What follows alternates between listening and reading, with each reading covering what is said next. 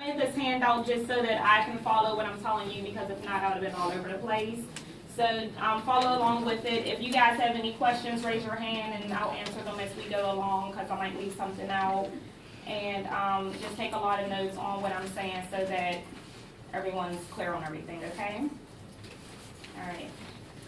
So when I first came into the business, I was still working full-time at another job, so obviously I was still getting a paycheck. And when I started writing business with Lincoln Heritage, at first I was having to go into my personal account, and after the first month I realized that if I keep having all this money dumped into my personal account that I pay my regular bills out of, that I do my regular spending out of, I'm going to spend up all my business money. And so, sometimes when we're so used to the, just the every 2-week deposit from the 9 to 5, you learn to spend your money a certain way. But when you have all this additional cash coming in that you're not used to, because we can get paid daily here, sometimes you lose track, you get a little bit out of control, you start spending, and next thing you know, like we always hear people talk about on calls or just during trainings, the expense for traveling. Oh, I don't have gas money, I don't have money to travel, I don't have money for the food or to reinvest back into my business as far as buying yard signs and stuff like that. And it's because if you don't separate the two accounts, your business and your personal, you're going to struggle financially in this business, because we get paid so fast and they pay us a lot. So sometimes you get excited and we live outside our means. So the first important thing to do is to set up your business.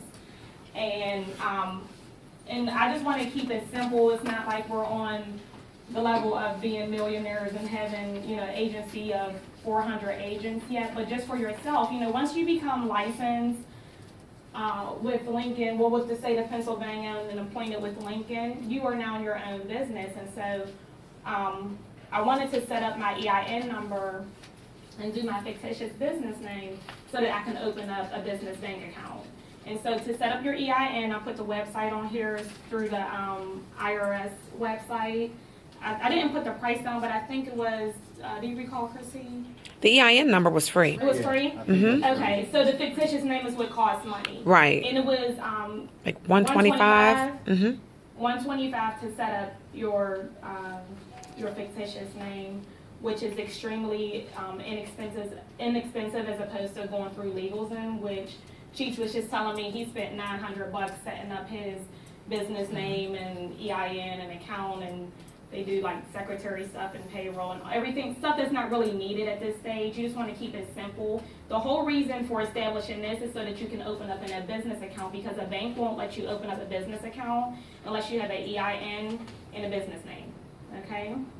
And so some banks are a little strict on what they require as far as you opening an account. I know I have a business account at PNC for a prior business, but when I tried to open it up with just using my EIN and business name with this, they didn't let me. They wanted more documentation or material. So I did some research and found that Citizens Bank will let you open a business account with the EIN and business name.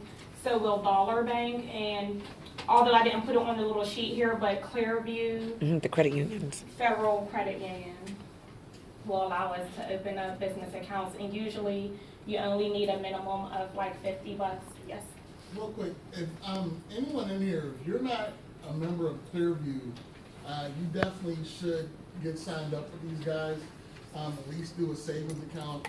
A lot of folks who are getting the vehicles and things like that, they're getting them through those guys. They're a little bit more lenient as far as credit scores. They're more focused on income for the most part. So if you don't have an account with them, you definitely might want to get something set up, whether it's what she's talking about or even a savings or something with those guys, because they're really good when it comes to financial help as far as like automobiles or credit cards and different things like that. Right. And also with the business bank account, you want to make sure you get checks to this account and the debit card. Yes. I just wanted to say that PNC Bank, You can open a sole proprietorship business account with your own social security number. So on my statements, it says Teray Davis doing business as Teray Davis. But I even have a business debit card that says life insurance on it. Right, but how long ago did you open that up? In May. May of this year? Okay, well, maybe they changed it again. I know this year.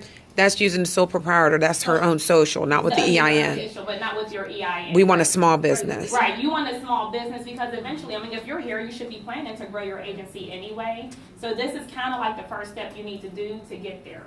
And so if you do it now, it's just something you don't have to worry about doing later, and it's very simple. Your EIN is free, and to do the fictitious business name, it's $125, which isn't much of a sacrifice compared to what we can make, you know. And the tax benefits for a small Right, business. and the tax benefits, which, you know, is having a business, you get a lot of write-offs with it.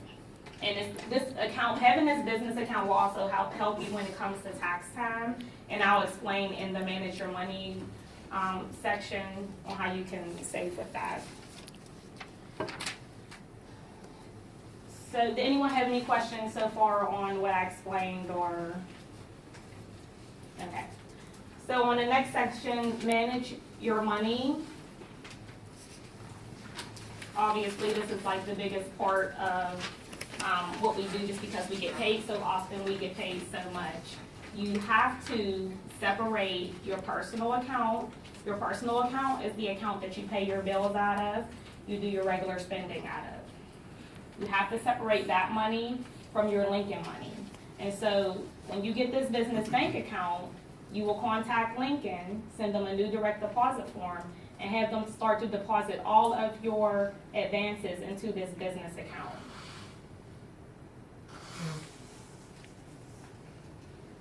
And being that all of us should be out here working regularly, you do not want to spend any money out of this business account for at least 2 to 3 weeks.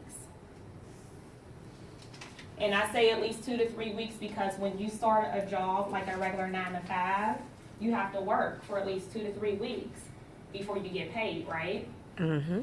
And so that's what you're doing when you do this. You're creating that business account so that you can write yourself a paycheck. And so really it should be like 3 weeks, because I believe most places make you work like a full 3 weeks before they'll give you your 2 week paycheck, right? Mm-hmm.